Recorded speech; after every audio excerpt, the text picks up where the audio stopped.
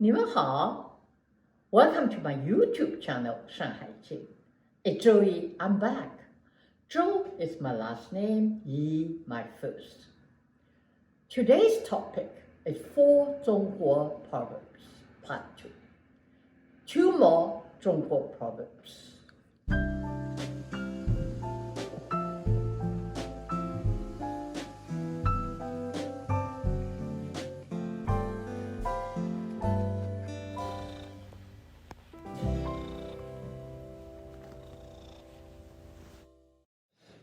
In this episode, the 2 Zhongguo proverbs we will talk about are 大事化小事，小事化无事, diffusing a big issue into a small issue, and a small issue into no issue. 物及必反, extremes are sure to backfire. The first proverb is about the method of handling a crisis. 大事化小事，小事化无事. It means the best way to handle a crisis is to diffuse a big issue into a small issue, and a small issue into no issue. The consequences of failing to achieve that could be costly and catastrophic. I have never understood why police chase after suspects at such a high speed, endangering themselves and the public. Whenever their siren go on, they scare me to death, and often over minor violations. Recently, a 17-year-old boy named Eric Cantu was shot multiple times by a police officer while eating a hamburger in his car. It just doesn't make sense. George Floyd's tragic death started with a $20 counterfeit bill. Ahmaud Arbery was killed by 3 men, not the police, for looking around while jogging. These 3 morons ruined their own lives, and 2 of them are now serving life sentences. They killed the man in cold blood, not only due to bigotry, but also due to the destructive mentality of bullies. Aggression is deeply embedded in their mindset, which has a tendency to raise no issue into big issue, with tragic consequences. On the political front, let's compare how 2 crises were handled and their effects on world peace. Kennedy's handling of the Cuban Missile Crisis is a perfect example of 大事化小事，小事化无事, diffusing a big issue into a small issue and a small issue into no issue.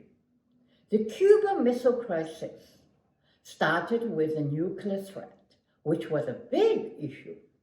Kennedy and his team handled the incident in a subtle, discreet manner. Instead of harsh, hostile accusations of the Soviets, they used behind-the-scenes negotiation through diplomatic channels. The United States pledged not to invade Cuba and will remove Americans' nuclear missiles in Turkey on the quiet, in exchange for the Soviets dismantling their weapon sites in Cuba. The crisis was over in 13 days. The nuclear war was avoided. The big issue was diffused to no issue. Both sides saved face and claimed victory. On the other hand, the Ukraine war could have been avoided if it had been cautiously handled along the same line, with talks at the negotiation table. German Chancellor Merkel and French President Macron tried, but the conflict exploded into a big issue, a war in which hundreds of thousands lost their homes, cities were ruined, and Europe endured a harsh winter, with still no end in sight to conflict. The second proverb is the 物及必反 doctrine. It means extreme are sure to backfire, or extreme lead to the opposite of intended results. As human beings, we all have the tendency to take things or do things to the extreme, sometimes out of greed, or for power, or out of passion, or more often out of necessity to survive. For instance, the Japanese did not originally plan to attack the United States during the Second World War. Their main goal was to occupy Korea and China. But as the war progressed, they went beyond their goal. The United States oil embargo gave them what they saw as no choice. The step they took in Pearl Harbor was the beginning of their end, for they overreached beyond their own limitations, and it led them to total defeat. Wuji Bifan was inevitable. The same Wuji Bifan doctrine could apply to the United States' internal politics. Quoting from Francis Fukuyama's recent published book, Liberalism and its Discontents, quote, individual autonomy was carried to an extreme by liberals on the right, who thought primarily about economic freedom.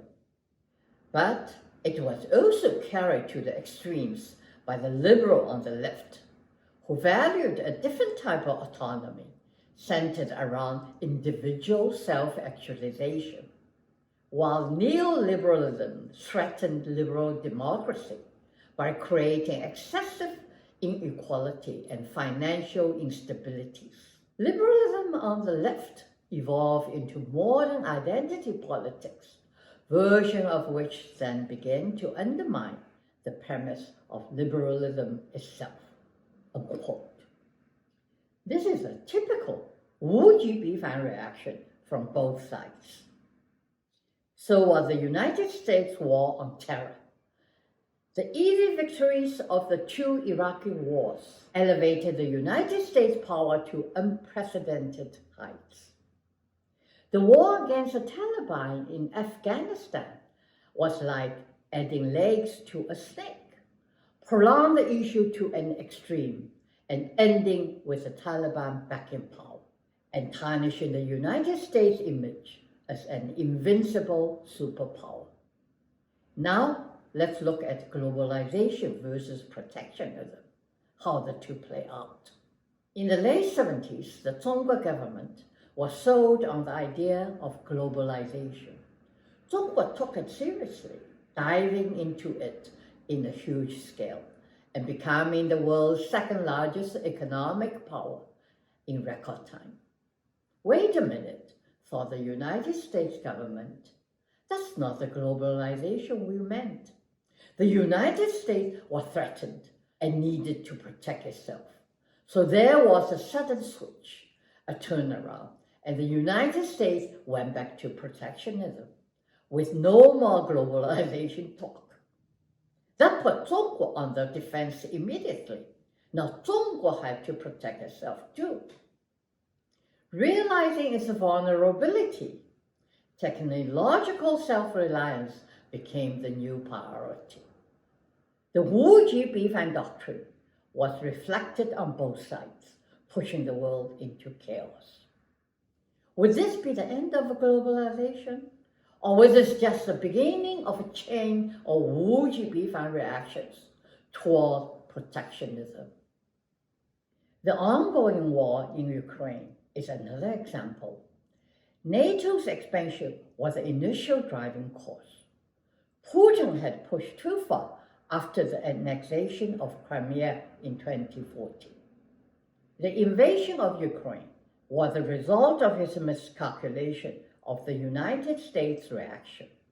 Immediately after the start of the Ukraine war, the United States rallied the European nations to impose a wide range of sanctions against Russia. Russia retaliated by shutting off the pipeline to Europe. In the aftermath of the pandemic, gas prices rose, worsening hyperinflation, which may yet lead to a global recession. It's a vicious chain, one extreme action generating another. Wuji Bifan play out at every turn. The tic-tac-toe games the superpower played triggered Wuji Bifan reactions. generating unforeseeable consequences, and the war drag on with no end in sight.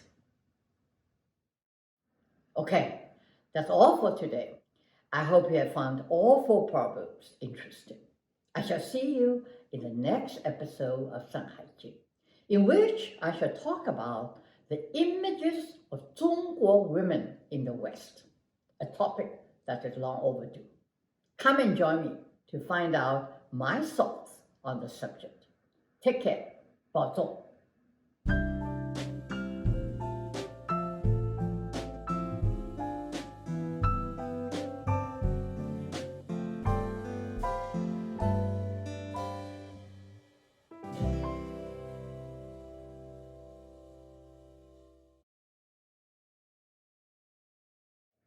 That's all for today.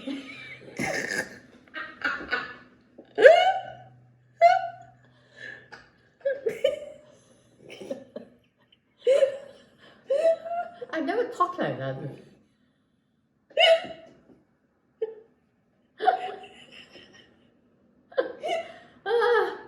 How did I have that voice?